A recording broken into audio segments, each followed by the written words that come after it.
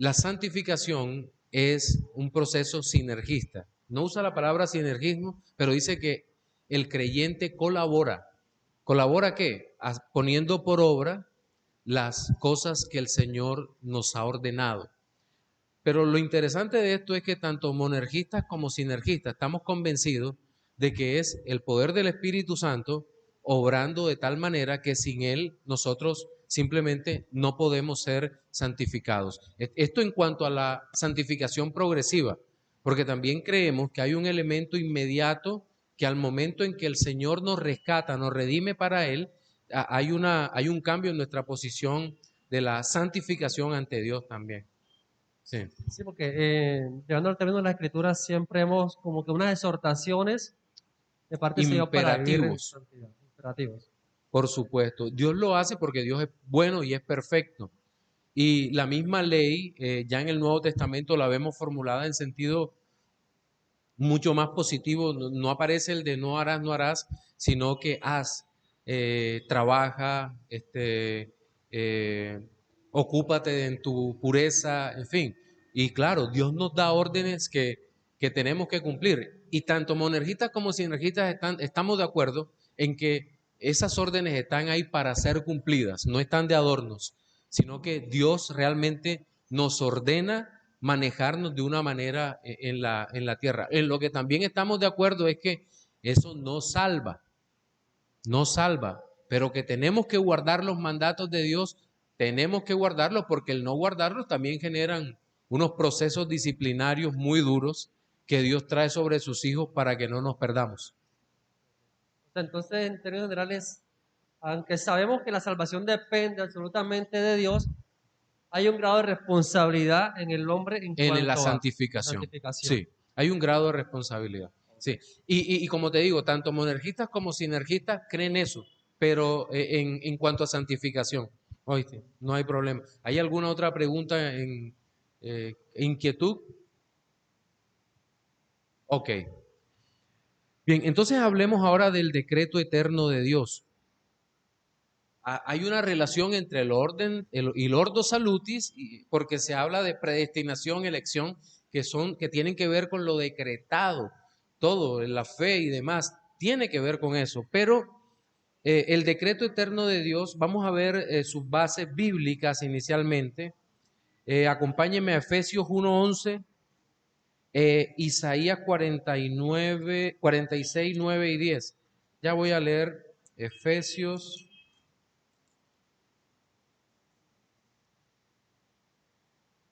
Efesios 1:11. Este texto es bastante conocido, dice, en Él, en Cristo, asimismo tuvimos herencia, habiendo sido predestinados conforme al propósito del que hace todas las cosas según el designio de su voluntad. Es decir, hay una voluntad divina, o la voluntad divina antecede a todo lo existente, visible e invisible, criaturas o elementos inmateriales que no tienen vida, todo, absolutamente todo. Antes de eso está la voluntad divina o el decreto de Dios. Isaías 46, Isaías, un segundito, Isaías 46, 9 y 10, ya lo tengo.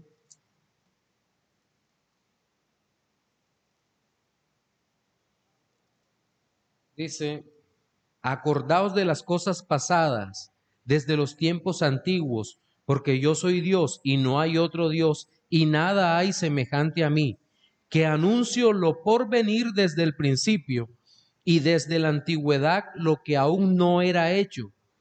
¿Qué digo? Que digo, mi consejo permanecerá y haré todo lo que quiero. Dios muestra en su decreto que Él es soberano, que Él es todopoderoso, que Él es omnisciente y que no necesita que ninguna criatura le diga lo que tiene que hacer. Hoy en día el hombre quiere decirle a Dios lo que tiene que hacer, pero el hecho es que eh, está el decreto eterno es una realidad que nosotros simplemente no podemos ignorar. Yo creo que recuerdan lo que les decía sobre revisando las teologías arminianas antiguas y demás, en donde es evidente que no hay la unidad del decreto eterno. Yo creo que son unas teologías, media teología. Y creo que es media teología porque es inconcebible un Dios que no sepa de antemano lo que ha de acontecer y que lo sabe porque lo ha ordenado. Porque es que a veces dentro de las teologías arminianas o semipelagianas ocurre que creen que Dios sabe las cosas simplemente por el conocimiento futuro que tiene de todo. No, Dios sabe todas las cosas porque Él ordenó lo que ha de ocurrir, como lo vamos a ver ahorita en dos párrafos de las confesiones de fe, tanto de Westminster como la de Londres. Ahora bien, hay algunas exhortaciones, algunas reflexiones que se hacen sobre el decreto de Dios, varias cosas que se dicen. Primero, se dice que el decreto de Dios limita la libertad humana. Creo que usted ha escuchado eso, ¿cierto? No, es que cuando usted dice que Dios ha decretado todas las cosas, eso limita la libertad humana. Y es cuando usted empieza a pensar, bueno, y podemos citar Romanos 7. Téngalo ahí en mente, Romanos 7. Pero la pregunta que nosotros necesitamos hacer a la persona que nos dice o nos habla sobre la libertad humana es, bueno, ¿el hombre es libre? ¿El hombre es realmente libre? Es la pregunta que hacemos. ¿Cuál será la respuesta bíblica? No, no es libre, porque es esclavo del pecado hasta el día glorioso en que Cristo lo liberta. Sí. Hay textos como Romanos 7, en parte donde dice, no hago el bien que quiero, sino el mal que aborrezco. Wow. El hombre, el hombre es esclavo de sus disposiciones, de las disposiciones del corazón. Y puede hacer las resoluciones que quiera hacer, pero el hecho ciertísimo es que siempre va a naufragar en su pecado. Mire, si tenemos a cristianos luchando contra diferentes clases de pecado, hombres sinceros que están luchando contra algunos tipos de pecados particulares, hermanos luchando contra la ira. Llegan, pastor, no sé qué hacer, estoy en esta situación de pecado, todo me da rabia. ¿Quieres que ore por ti? No, no ore por mí. No, en serio, hermanos luchando sinceramente contra su propia naturaleza. Pero Dios es bueno, airaos mas no pequéis. Y uno empieza a darle consejos bíblicos y en muchos se ve un tremendo cambio, ¿verdad? Pero es un pecado ahí terrible, dominante, y eso sin hablar de otros pecados escandalosos que verdaderos creyentes están padeciendo con todo esto. Otra cosa que leí en un libro, más exactamente en un libro de Edwin Palmer, un excelente escritor, pero no sé honestamente si es la traducción o si él lo expresó. Edwin Palmer decía que ni siquiera Dios tiene libre albedrío porque Dios no puede pecar. Eso es una herejía. ¿Por qué es una herejía? Porque Palmer está considerando que para ser totalmente libre, o el que tradujo, se requería tener la capacidad de pecar. Pero bíblicamente el pecado no es parte de la libertad, sino que el pecado conduce a la esclavitud. Entonces, el argumento es que si Dios pudiera pecar, no sería verdaderamente libre, sino sería esclavo del pecado y no sería Dios. Ese es el punto. Entonces, nosotros ante eso respondemos, no, no, al contrario, el Señor es totalmente libre porque no puede pecar. Es más, el estado final glorioso del hombre, la glorificación, se caracterizará por la imposibilidad de pecar. Eso, no hay nada más glorioso que eso, estar acompañado por Cristo y no poder pecar, que uno no tiene ni un mal pensamiento. ¡Wow! Gloria a Dios. ¿Qué creyente no anhela eso? Eso sería maravilloso. Yo digo que no, eso es realmente hermoso, mi hermano. Dios no tiene limitaciones. Recuerdan, el hombre antes de la caída fue creado inocente, pero con la posibilidad de pecar. Lo dice Agustín de Hipona. Después de la caída puede pecar, pero no puede no pecar. Después de la redención, Cristo lo redime, el hombre ha sido redimido para que pueda pecar o no pecar, para que pueda no pecar o pecar, ¿verdad? Pero en la glorificación, el hombre jamás volverá a pecar. Y eso es la buena noticia de todo esto. Otro aspecto a considerar acá, crítica al decreto, una afirmación: el hombre redimido ha sido librado del poder de pecado, pero aún puede pecar, lo que decíamos. El hombre glorificado no podrá pecar jamás. Este era el ideal adámico, no pecar jamás, porque Adán fue creado santo, inocente, pero podía pecar. ¿Qué pasaba o qué pasaría, la conclusión bíblica que sacamos, si Adán pasaba la prueba? La glorificación.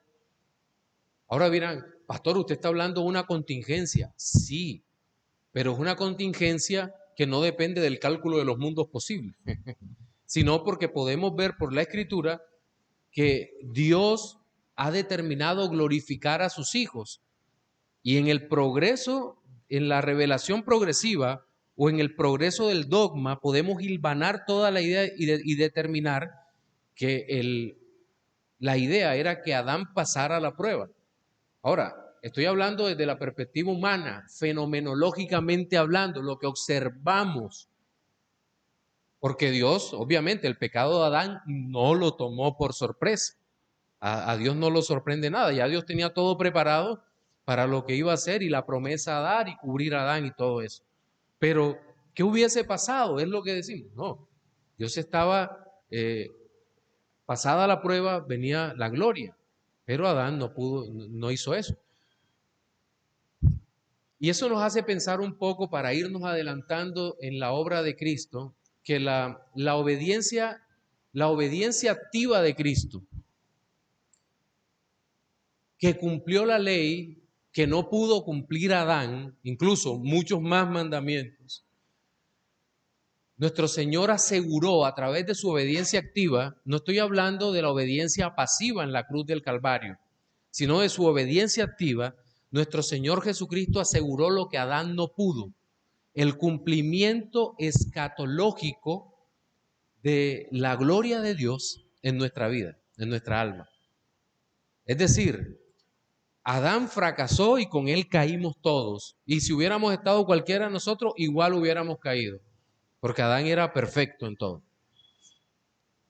pero con la posibilidad de pecar. Ahora bien, cuando Adán fracasa, el propósito escatológico no se cumple, la gloria, pero Cristo el Señor vivió la vida perfecta, lo cumplió todo, para que eso que leí cuando empezamos en Apocalipsis, de poder ver a Dios, de poder estar con Él, de estar para siempre en la santa ciudad con Dios, en los nuevos cielos y la nueva tierra, Cristo lo aseguró con la obediencia activa que Adán no pudo.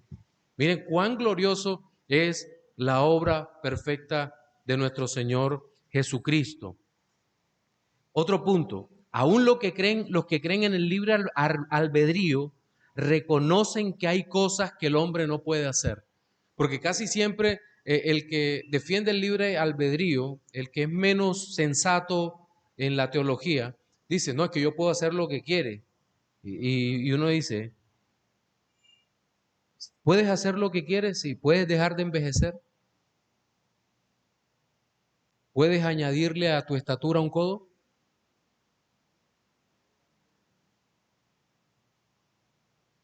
¿Puedes ser más inteligente? ¿Puedes hacer lo que quieres? No puedes, pero ese no es el asunto real de importancia del libre albedrío. El asunto focal del libre albedrío es que no puedes buscar a Dios.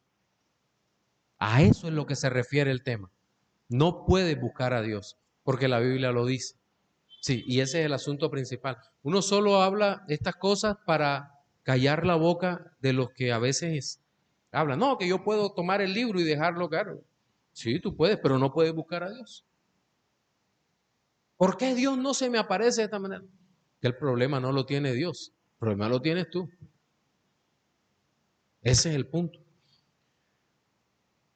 El hombre atado al pecado no puede buscar a Dios y mucho menos hallarle. Pastor, mi pregunta estaba orientada acerca de el sentido en el que podemos ser libres o no ser libres. Usted ya argumentó de que efectivamente por la doctrina de la depravación total, nosotros sabemos que el hombre no es libre para buscar a Dios. O sea, el hombre no tiene esa capacidad desde la caída.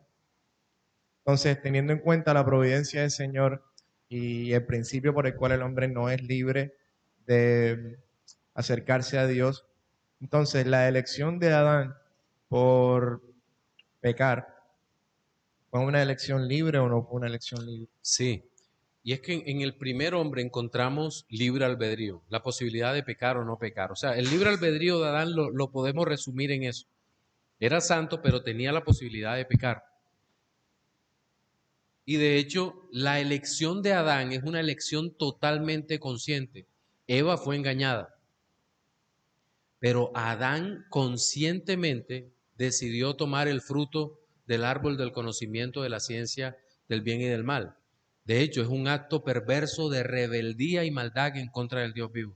Y es un acto totalmente libre. Yo lo digo porque en la Confesión de Westminster, en el capítulo de la providencia, nos enseña acerca de bueno, la causa primera, que es Dios, y las causas secundarias, las causas necesarias, las causas libres y las causas contingentes. Entonces, dentro de la definición de las causas libres, la confesión nos enseña que efectivamente eh, hay hay unas causas que son libres o unas cuestiones libres donde incluso al mismo tiempo la soberanía de Dios opera. Entonces es un misterio donde Dios es absolutamente soberano y al mismo tiempo el hombre es responsable de lo que Sí, está y haciendo. de hecho, la discusión de si el decreto de la entrada del mal es un decreto positivo o un decreto permisivo, en fin, esa confesión, esa discusión está allí presente, pero hoy no creo que lo podamos resolver. Bueno, hablaste de la confesión de fe de Westminster. Confesión de fe de Westminster, Pastor, capítulo tercero. Ah, pastor, una preguntita para aclarar, para que por favor me aclare, eh, en las expresiones que pronunció ahora, decía que en Edén el hombre santo e inocente podía pecar o no pecar. Una vez el hombre pecó, ahora puede solo pecar. pecar, pero no puede no pecar. Y dice que una vez que Cristo lo redime, no sé si le entendí bien, puede no pecar O pecar. o pecar. ¿Sí puede el hombre no pecar en este estado en que estamos redimidos? Puede, a ver, el hombre va a pecar, pero en cada pecado particular puede decidir pecar o no pecar. Ese es el asunto. Y ciertamente los creyentes pecamos, porque si no, no existirían textos relacionados con el perdón de pecado. Primera carta de Juan 1, si pecamos, abogado tenemos, o Salmos 51, o Salmos capítulo 32. Si alguno dice que no tiene pecado, es un mentiroso. Sí, es cierto, Dios nos limpia, pero es imposible porque nuestra naturaleza no ha sido glorificada. Es decir, Cristo nos ha dado su espíritu, pero lamentablemente seguimos pecando. Sí. Okay.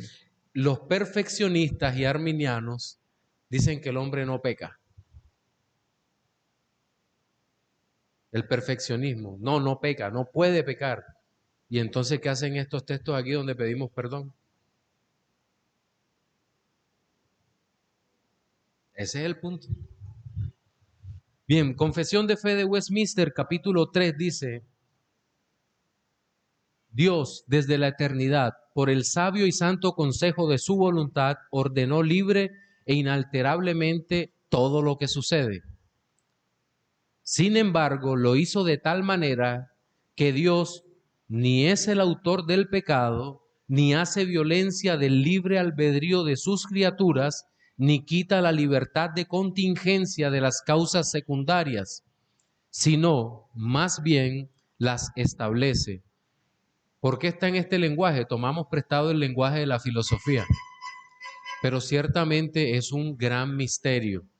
Es un gran misterio. ¿Cómo así que Dios establece que las causas secundarias produzcan exactamente el efecto que se proponían causar y aún así Dios es soberano y lo puede volver en bien? El acto más perverso después del pecado de Adán fue la crucifixión de nuestro Señor Jesucristo. ¿Y qué dice la Biblia? Entregado por el determinado consejo de Dios, dice, no obstante, el Señor añade, dice, por la maldad de ellos, estoy parafraseando el texto, Dios determinó que así fuera, pero el hombre es responsable, es decir, Dios lo ha determinado todas las cosas, establece las causas secundarias. Es más, antes de que Judas entregara al Señor, el Señor le dice, lo que vas a hacer, hazlo pronto, ¿verdad? Y luego dice, pero hay de aquel, voy a unir dos versículos, hay de aquel por el cual el Hijo del Hombre es entregado. Mejor le fuera atarse una piedra de molino al cuello y arrojarse al río. ¿Por qué? Porque sí, Dios determinó que esto sucediera, ahí está el pecado. El hombre está pensando en el pecado, el hombre no está pensando en que él es parte de la historia de la redención. No, él no está pensando eso, ni le debemos nada a Judas por haber entregado al Señor, ni nada a los que crucificaron al Señor, porque ahí va nuestro pecado también. Pero lo que sí está claro es que Dios, que es santo, sabio y bueno, en una muestra de sabiduría única y de poder, nos redimió a través, también usando la maldad de los hombres. Por eso el apóstol Pablo en la primera carta a los Corintios, del 18 en adelante hasta el último versículo del 2, como lo decía ayer, dice que la cruz de Cristo es locura para los que se pierden. Él enloquece la sabiduría de los sabios. ¿Cómo así? Usted se imagina el gran maquinador detrás de todo eso que es el diablo. Dice, se hizo hombre, bueno, ahora lo mato y me deshago de él. Genial. Mueve los corazones de Judas, porque la Biblia dice que entró en Judas. Mueve el corazón de Judas, no empezó a decir cosas, ni a tirarse, ni a convulsionar, todo lo pensó. ¿Guiado por quién? Por una mente maligna, pero él siendo responsable. Y seguramente así movió a los fariseos, dándoles odio, a los saduceos, a todos los romanos, a que se burlaran de él. Todo lo movió y feliz porque todo le estaba saliendo a pedir de boca. Y Dios no se manifiesta, y Dios no hace nada, el Padre no hace nada, el Hijo no hace nada, va para la cruz. Y cuando Cristo dice, consumado es, el infierno se le devolvió a Satanás. El grito de desesperanza ya no era de quien estaba en la cruz, sino del mismo diablo. ¿Qué he hecho?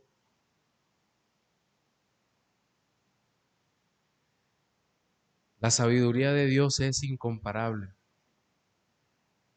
¿Qué dice la Confesión de Fe de Londres? Recordemos, son confesiones de consenso. A través de esto los bautistas le decimos a nuestros hermanos presbiterianos, creemos lo mismo, solo diferimos en lo que diferimos. Es una razón de acercamiento, no de alejamiento. Bien, dice Londres, Dios desde la eternidad, por el sabio y santo consejo de su voluntad, ordenó libre e inalterablemente todo lo que sucede. Sin embargo, lo hizo de tal manera que Dios ni es el autor del pecado, ni comparte con los pecadores la responsabilidad del pecado, ni hace violencia de la voluntad de sus criaturas, ni quita la libertad, ni contingencia de las causas secundarias, sino que más bien las establece. Pero aquí viene el añadido de la Confesión de Londres. En todo esto se manifiesta la sabiduría divina, al igual que su poder y fidelidad para efectuar aquello que se ha propuesto. sabiduría para efectuar todo aquello que se ha propuesto. Miren, nosotros nos cuesta lidiar con el mal porque también teníamos el mal en nosotros hasta que Cristo llegó. Nos cuesta lidiar con el mal, nos cuesta distinguir entre lo bueno y lo malo, ¿cierto? Muchas veces. Más hoy en día cuando hay tantas cosas que nosotros vemos. Sí, con todo esto, cada vez los malvados son más sagaces, pero a Dios no.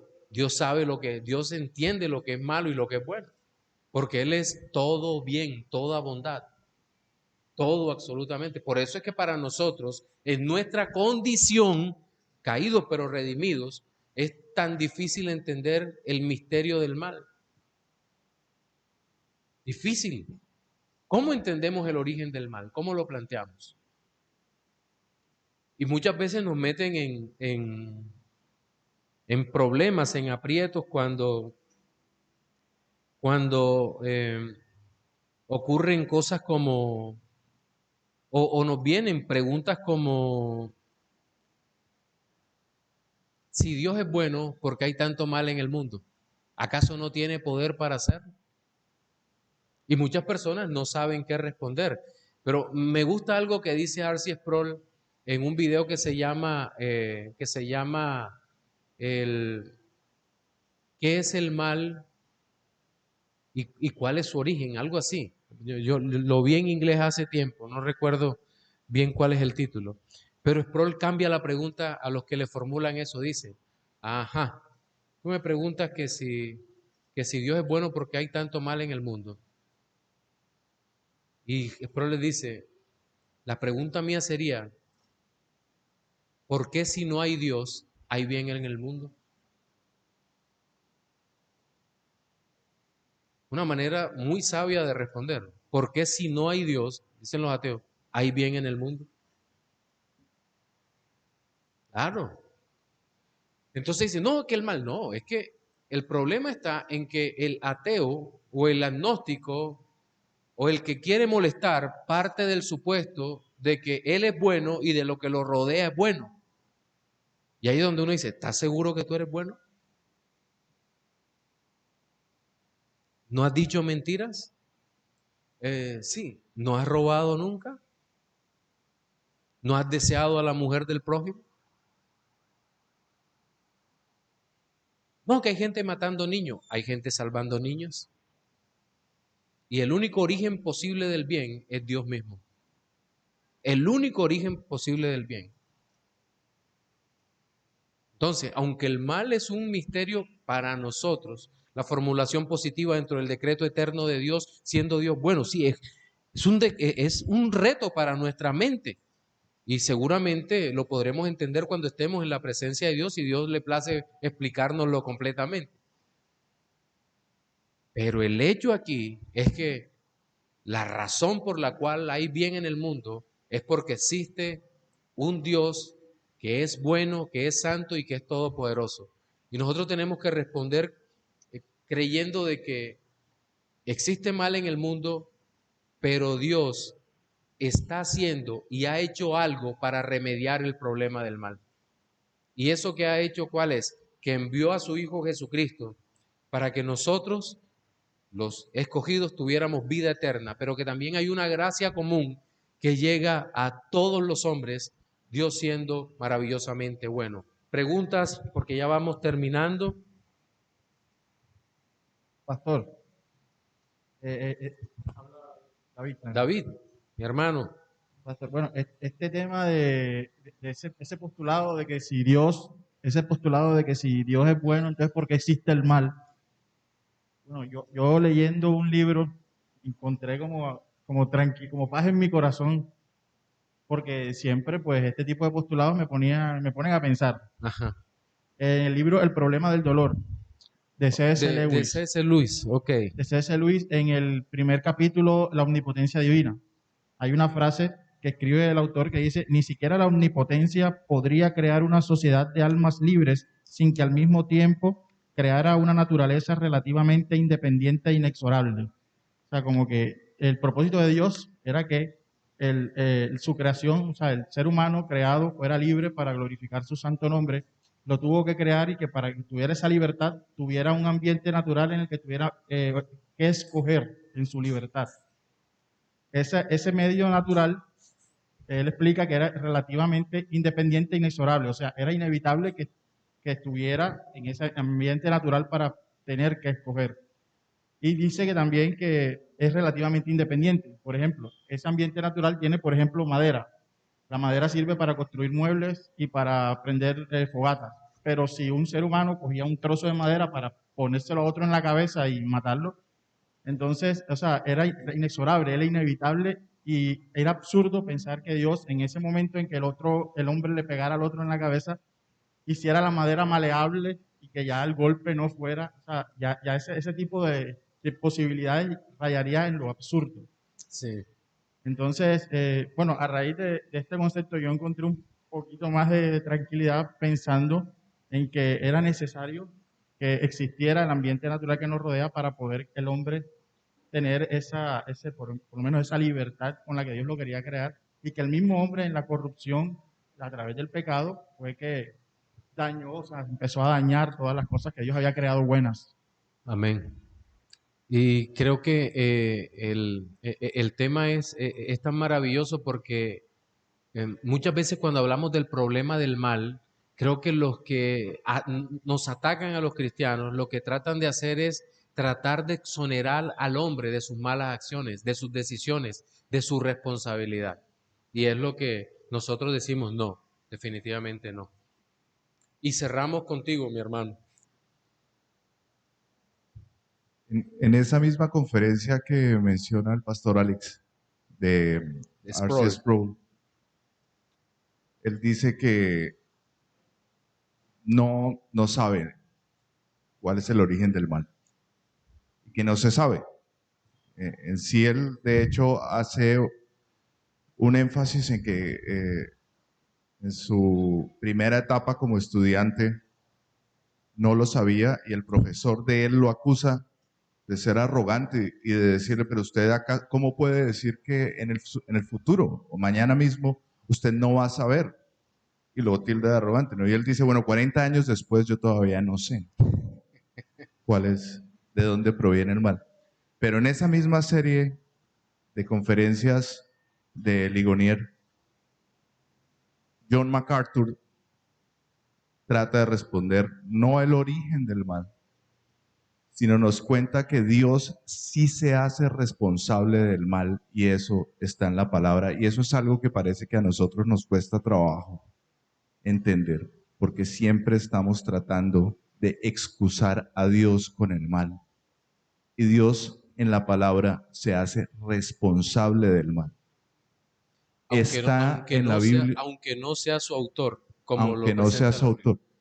Tanto es así y que inicialmente, y es algo que parece que nosotros no comprendemos, porque cuando empezamos este tipo siempre de conversación acerca del mal, repito, si bien el origen del mal no está explicado, Dios sí se hace responsable del mal. Y de hecho lo vemos en el Génesis, cuando Dios dice, y yo creé el árbol del bien y del mal.